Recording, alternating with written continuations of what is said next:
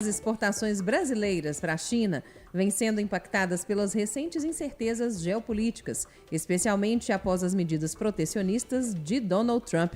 A ideia hoje aqui no Meio-Dia em Pauta é entender como as empresas brasileiras podem se posicionar estrategicamente diante desse novo cenário de instabilidade no comércio global. Nosso convidado, quem está aqui ao meu lado, é o economista Maurício Mendes Dutra, especialista nas relações entre Brasil e China, tem mais de 20 anos de experiência em negócios internacionais e também na análise das oportunidades que surgem nesse ambiente cada vez mais competitivo e conectado. Seja bem-vindo, Maurício. Muito obrigado, um prazer estar aqui com vocês, viu?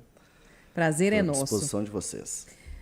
Maurício, as tensões entre Estados Unidos e China vêm redesenhando o comércio global, né? De que forma que esse cenário ele abre novas oportunidades para nós brasileiros?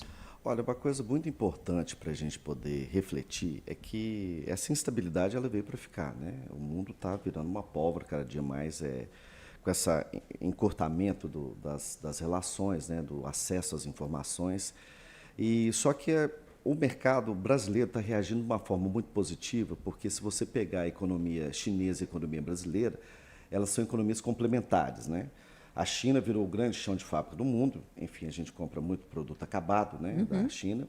E o Brasil, como grande celeiro, né, grande produtor de alimentos, ela acaba, e de minerais, né, estratégicos aí para toda a produção, para a cadeia produtiva chinesa, o Brasil acaba tendo uma vantagem competitiva e comparativa aos outros países. Então, assim, na verdade, esse bloqueio econômico, né, esse tarifaço Trump aí, com o Brasil e com a China, acabaram surgindo um viés muito mais íntimo, né, da economia Brasil-China, a China que já é a nossa principal compradora, né, nosso principal parceiro econômico, e que foi de um impacto muito positivo para alguns setores brasileiros, né? Se você me permite, eu queria citar um setor aqui muito específico, que é o setor do amendoim brasileiro. A China importava muito amendoim dos Estados Unidos e com a tarifa que o Trump, né, impôs à China, né, a exportação do amendoim para a China, a China, que tinha um bloqueio econômico, né, tinha contra o Brasil, que a gente não poderia exportar o amendoim para a China.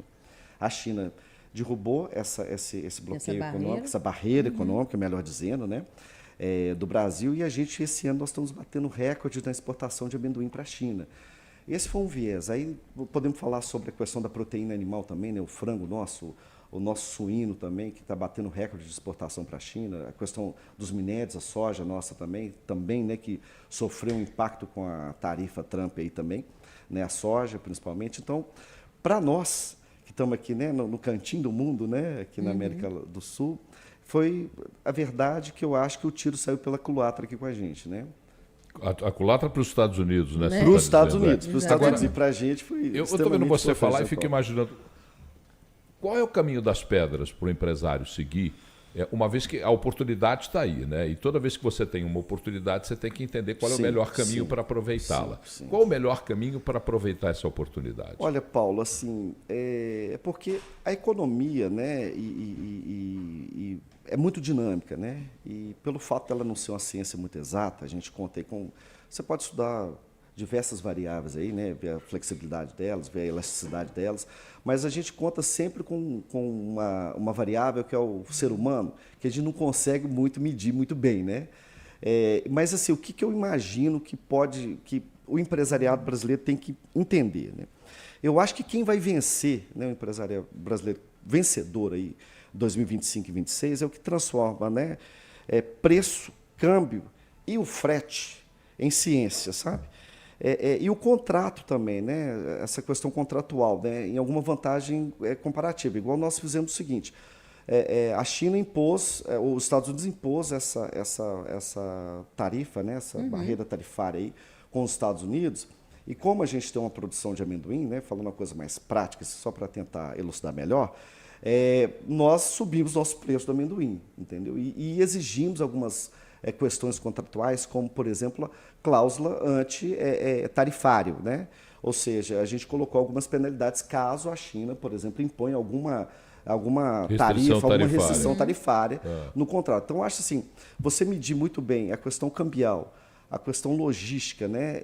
São fatores assim, muito importantes, né? E saber precificar. Né, Paulo, os chineses têm essa compreensão diferente da nossa, porque eu fico imaginando, os chineses têm... eu li 1421 e fiquei assustado com a inteligência da rota comercial e do processo comercial dos chineses. Aqui no Ocidente a gente não tem ideia disso na totalidade. Mas os chineses têm uma maneira muito diferente de entender, por exemplo, precificação, contratos, lógicas de transporte, logística, mobilidade. Eles têm uma compreensão diferente da nossa? Ô Paulo, assim, eu vivi lá 5 anos, né? E tenho relações próximas lá desde 2000. O que eu percebi nesse tempo? Né? Lógico que eu não sou dono da verdade, né? Isso é baseado a minha percepção. O chinês, nós temos 500 anos de história, 500 e pouquinho. Né? O chinês tem 5 mil anos. Né? O chinês ele nasceu negociando, ele teve que negociar. Né? Primeiro por conta você que leu 1421 lá, a questão da Rota da Seda, a questão da sobrevivência, a própria muralha da China, né? Que foi uma grande resistência aos ataques japoneses ali. Se você parar para pensar, morreram mais de 80 milhões de chineses ao longo da construção da muralha da China. Então, quando você para pensar isso, o próprio clima dele, né? Que, por exemplo, aqui no pleno inverno a gente planta e colhe. O Brasil é uma coisa assim incrível, né? Eu que passei tanto tempo fora, na hora que eu volto, você volta com uma percepção um pouco diferente e você começa a valorizar mais sua terra, né? O chinês ele tem uma lógica completamente diferente da nossa, é até muito engraçado. Para te dar um exemplo prático, lá em perto de casa tinha o Silk Market, que era o mercado da seda, onde a gente comprava, né? Minha esposa comprava muita bugiganga lá, eu também gostava de comprar minhas coisas. E tinha uma banquinha que eu sempre ia para poder comprar umas lembrancinhas para clientes meus que chegavam lá. E tinha um preço, né? Na época era 100 yuan, que custavam umas gravatas que eu gostava de dar, porque era uma gravata de seda, bem típica chinesa. Não era, muitas vezes não era nem para o cliente usar, mas era como um adorno para poder dar para ele uns bonequinhos lá de terracota. Todas as vezes que eu ia, eu tinha que negociar o preço. Ele chegava, hoje é 200, 250. Aí eu falava com ele, né? Ian, por que eu sei o preço, cara? Eu vou te pagar o preço, eu moro aqui, eu estou todos os dias aqui. Por que você faz? Não, se não negociar, eu não te vendo. Sabe assim? Então tem essa cultura. É um hábito, né? Negociar. É o hábito, e isso parece que está no DNA deles, é impregnado neles. Né? No início, Paulo, é até engraçado, mas depois de 5 anos começa a ficar um pouco cansativo, difícil, né? Então eu evito muito negociar de longe com o chinês, tem isso também. Tem que ser de perto. Tem que ser de perto, olhando no olho e tentar entrar numa coisa que eles chamam que é guanxi. Guanxi, mineiramente traduzindo, é o seguinte, é o cara da minha cozinha, né? Entrar na cozinha dele, assim. Então, eles têm uma forma completamente diferente. Tinha um funcionário meu lá, brasileiro, que ele falava, esse povo não é da Terra, eles são de outro planeta, porque eles são muito diferentes da forma de ver o mundo, enxergar o mundo. Só que, assim, o que eles fizeram nesses últimos 20 anos é muito impressionante. Eu, assim, todas as vezes que eu vou lá, tem uma novidade, tem uma coisa assim que chama muita atenção, que você fala, não, agora eles chegaram no limite, agora eles chegaram no ápice. Aí você volta lá, tem alguma coisa, novidade, alguma coisa nova. Então o chinês, essa questão da novidade, essa questão da velocidade que eles fazem no negócio, né? Da renovação, é uma maneira muito diferente da gente ver o negócio, sabe? E que setores hoje se beneficiaram mais com isso, com a compreensão do mercado chinês? O agro é o mais beneficiado? Existem outros setores também beneficiados? Olha, o setor de minério, né, de mineração, por exemplo, a gente minera também cobre, manganês, né, e ouro. Esse setor, principalmente do manganês, né, que é a base, né, do setor siderúrgico lá, e o cobre, cresceu demais, o preço aumentou, explodiu, né? O ouro, né, que é uma coisa mais visível e que todo mundo tem mais acesso, que a gente presta mais atenção, quase que dobrou de preço, né? O setor minerário, certamente, ele assim, foi um dos grandes beneficiados. E o agro também. Por quê, Paulo? Né? Porque, assim, se você pensa o seguinte, vamos produzir uma camisa, né? É lógico que, simplificando, né? Aqui, vamos produzir uma camisa para a gente vender para a China ou vender para qualquer mercado internacional. A nossa indústria dificilmente vai competir com uma indústria chinesa. Pelo maquinário, pela questão de financiamento. Os chineses lá pegam dinheiro a 2%, 1% ao ano. A gente aqui é 2% ao mês, né? 1% ao mês, enfim. O capital lá é muito mais barato para eles. o acesso à tecnologia, né? Porque eles investiram muito em tecnologia, a questão da mão de obra também deles. Então, quando se fala de cadeia produtiva industrial, dificilmente a gente vai competir com eles, porque eles fazem uma indústria muito melhor, mais rápido do que a gente e mais barata, muito mais rápido. Agora, qual que é a grande vantagem que o Brasil tem? A própria natureza brasileira, né? O nosso clima, o nosso solo. Aí você pega o seguinte, a China, o Brasil, por exemplo, são 8,5 milhões de quilômetros quadrados. A China são 9,2 milhões de quilômetros quadrados.